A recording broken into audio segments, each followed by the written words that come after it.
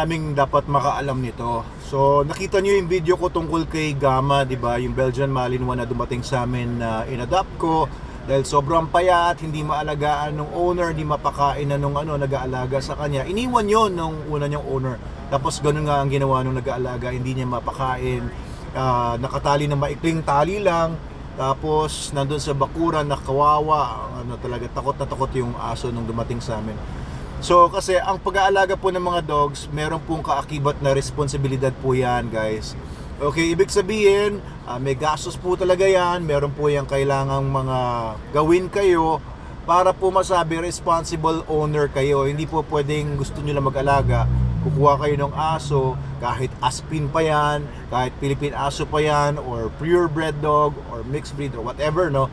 Meron pong kaakibat na responsibilidad yan. Walang gastos. Kasi po, kung magpapakain po kayo ng aso, kailangan kumain niya ng karne. Kailangan ng aso ng animal material para siya ay mag-survive at mag-thrive. Kumbaga, gumanda yung katawan talaga niya at hindi mangayayat at pumangit yung itsura niya at katawan.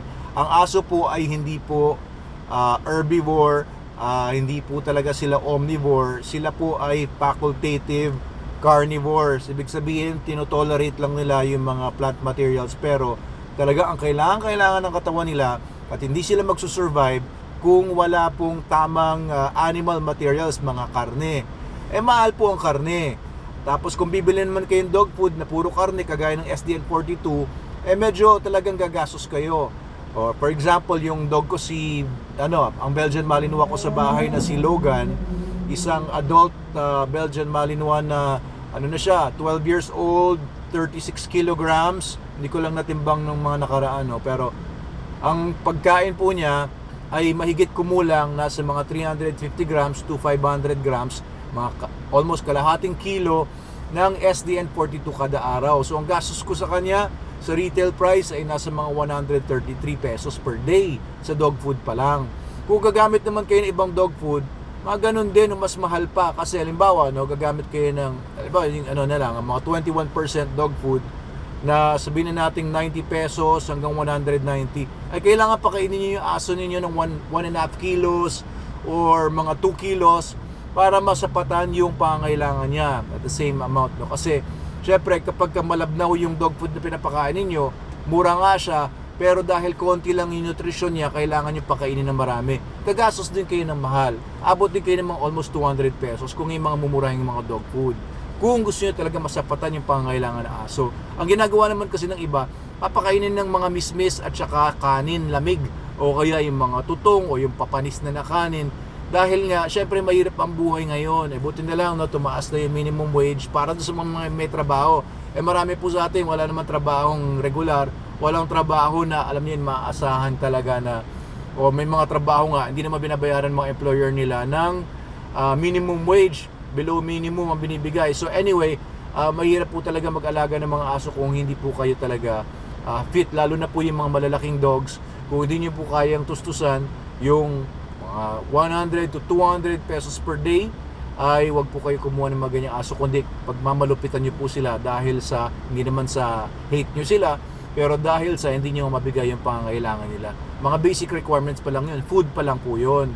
Ang iba naman po pinanghihingi. Ako dati, estudyante ako sa UP Los Baños noong mga 1990s, may mga dogs na ako noon, at kapag wala akong budget, konti lang ang budget ko, ang ginagawa ko, pumupunta ako sa palengke, bumibili ako ng mga chicken heads, mga sawdust, at mga reject ng mga isda, ng mga latay-latay na, at talagang ine-effortan ko talaga, niluluto ko yon, pero hindi rin naging maganda sa resulta ng mga dogs ko. Kung sana maganda, lalo yung nutrition nila, mas maganda sana. Kung nung walang-walang pera talaga ako nung estudyante pa lang ako, at after nung estudyante ako, after ko mag-graduate, ay kinontrata ko naman yung restaurant doon sa amin sa Los Baños, yung Sizzlers noon ang pangalan ng restaurant. Sabi ko doon sa sa waiter doon, dala niya ako doon sa boarding house ko ng mga tira-tira, lalo na yung mga karne-karne, mga tira-tira, kasi dami mga tira-tira doon sa restaurant na yon. And ayun, binibigyan ko siya ng 100 pesos. At that time, malaki na yun.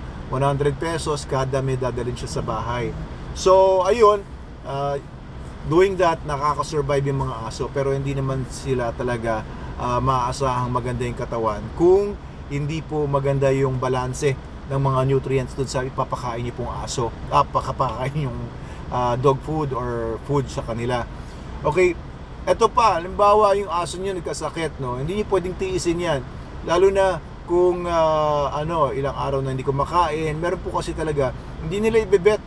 Magpupunta lang sila sa Facebook, tatanong nila sa mga doon, pwede nila pagtanungan sa mga groups kung ano yung mga home remedy.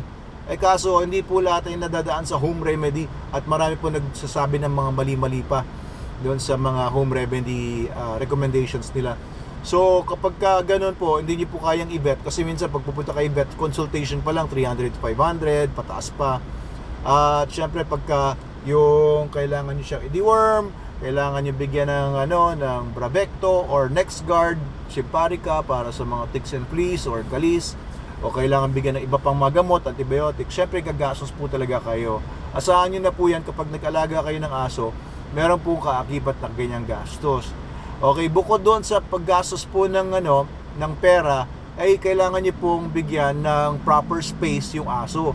Marami po kasi nagbibigay ng nag-aalaga ng malaking aso, kasi kukulong nila sa maliit na kulungan na hindi na halos makagalaw yung aso. Oo. Ano ba ang pinaka minimum requirement para sa cage kung maglalagay kayo ng holding pen para sa aso po ninyo? At least po yung aso nakakatayo, nakakaupo, nakakaikot ng maluwag, na hindi sila restricted, hindi sila tumatama sa mga pader nung kulungan nila abang umiikot-ikot sila doon. So hindi po pwede na yung aso nyo ay ganitong katangkad, tas ganitong katangkad lang yung kulungan. Kailangan po ay kahit papaano ay maluwag-luwag yung kulungan para sa kanila. So sa amin sa Manalo Canine, ang minimum po namin ay 3 feet by 4 feet. Tapos 6 feet ang taas ng cage namin, pero ang clearance niya from the ground ay nasa mga 3 feet din. So maluwag-luwag po yung galawan ng mga aso. Yun po yung pinaka-minimum. Pero pagka yung mga big dogs talaga namin ay 6 feet by 3 feet, tapos mga 4 feet ang taas ng cage. So binibigyan po dapat ng ample space sa kanilang holding kennels, and dapat po nilalabas po yung mga aso every day para po sila ay makapag-exercise, makapag-explore, kundi po nasisira ang ulo ng aso, at maaring mas lalong maging aggressive pa, lalong magkaroon ng mental problems, nababaliw sila, parang nagiging anxious sila at destructive, etc. So yung nangyari kay Gama ay isang case na hindi po dapat mangyari sa kahit anong aso. Sobrang takot ng aso na dumating sa amin, sobrang payat, parang si Sol din ang dumating sa bahay namin, sobrang payat kasi hindi masustenahan na nung may-ari yung pangailangan niya, kaya binenta sa akin. So I consider him a rescue, kasi hindi ko naman talaga gusto bumili ng aso noon, pero mapamilit yung may-ari, and talagang kawawa naman talaga, kasi hindi nga daw niya matustusan yung pagkain ng mga dogs niya, kasi according to him ay naggagamot siya at may sakit siya, at nawala na siya ng budget para sa mga dogs niya. So if you're going to buy a dog, okay, napakaganda talaga, napakasarap talaga magkaroon ng mga dogs. They're the best companions, talagang sobrang mapagmahal ng mga aso. Pero kung hindi niyo po kaya, mag-stuffed toy na lang kayo. Kawawa din po kasi kung pahihirapan nyo lang po yung buhay ng aso kung hindi nyo po kaya silang alagaan. So be a responsible dog owner, kasi iba kukuha ng mga aso, tapos hindi man lang bibigyan ng magandang maayos na lugar sa bahay nila, inahayaan nilang lumabas sa bahay nila para maghanap ng basura or maghanap ng kakainan kung saan, manghingi kung saan.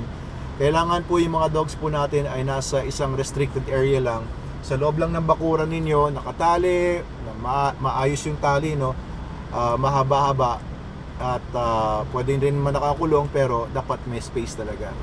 So please guys, huwag kayong mag-alaga ng mga dogs kung hindi niyo po kaya. Pagsikapan ninyo na mapabuti muna ang buhay ninyo, pag kaya niyo na, tsaka kayo mag-alaga ng mga dogs. Yun lang po. I'm sorry, pero that's really my message. Doc Abel Manalo po ito, ang inyong vetermitanyo. Salamat po.